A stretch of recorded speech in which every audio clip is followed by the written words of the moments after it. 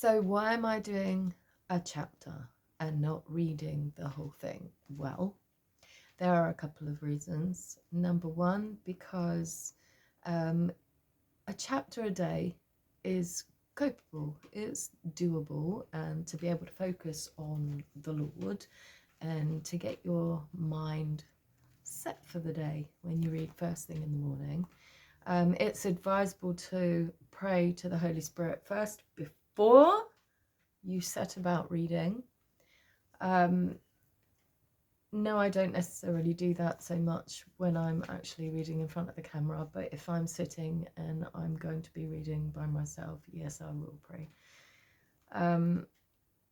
Also, I think when you're doing a chapter, people are able to rewind and to listen more carefully and to pause and to think and then to go back to it and to easily find the place that they want to focus on. Like if there's a certain verse or a couple of verses and they're trying to get it in context and that kind of a thing, it's easier when it's just a chapter. Also, it can be used in settings such as study groups, churches. If a pastor wants to point out a particular verse and wants to get the context across to his congregation, he's able to do that.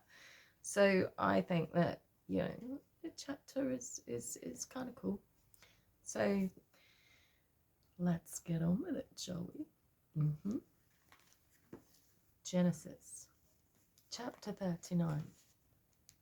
Now Joseph had been taken down to Egypt. Potiphar, an Egyptian who was one of Pharaoh's officials, the captain of the guard, brought him from the Ishmaelites who had taken him there.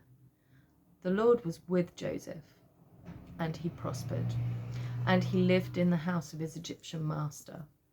When his master saw that the Lord was with him, and that the Lord gave him success in everything he did, Joseph found favor in his eyes and became his attendant.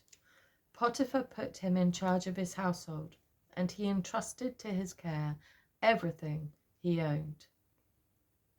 From the time he put him in charge of his household and of all that he owned, the Lord blessed the household of the Egyptian because of Joseph.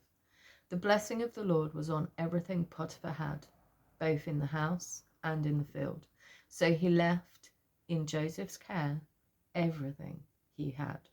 With Joseph in charge, he did not concern himself with anything except the food he ate. Now, Joseph was well built and handsome, and after a while his master's wife took notice of Joseph and said, "Come to bed with me." But he refused.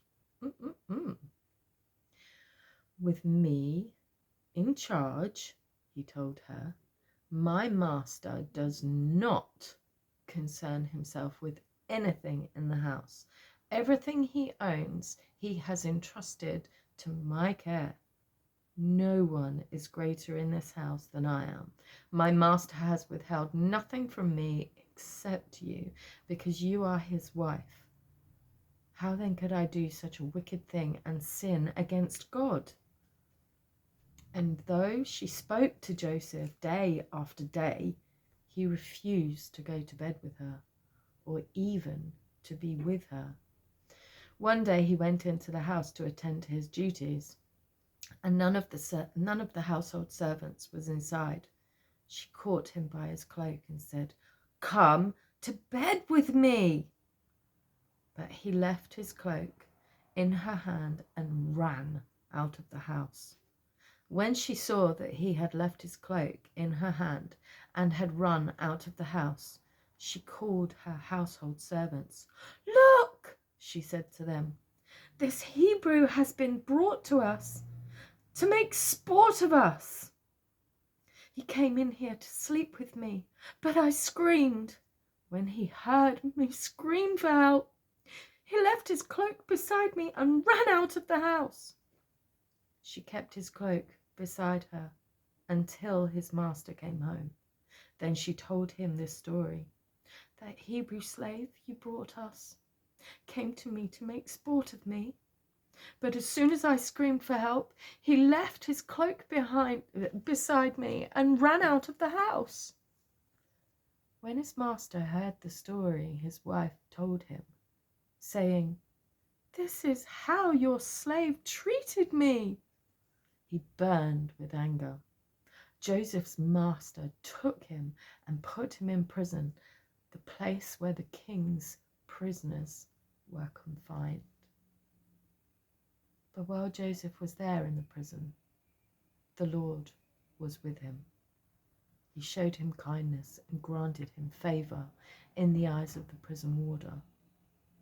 So the warder put Joseph in charge of all those held in the prison, and he was made responsible for all that was done there. The warder paid no attention to anything under Joseph's care, because the Lord was with Joseph and gave him success in whatever he did. Thank you for listening. Have a good day. Bye-bye.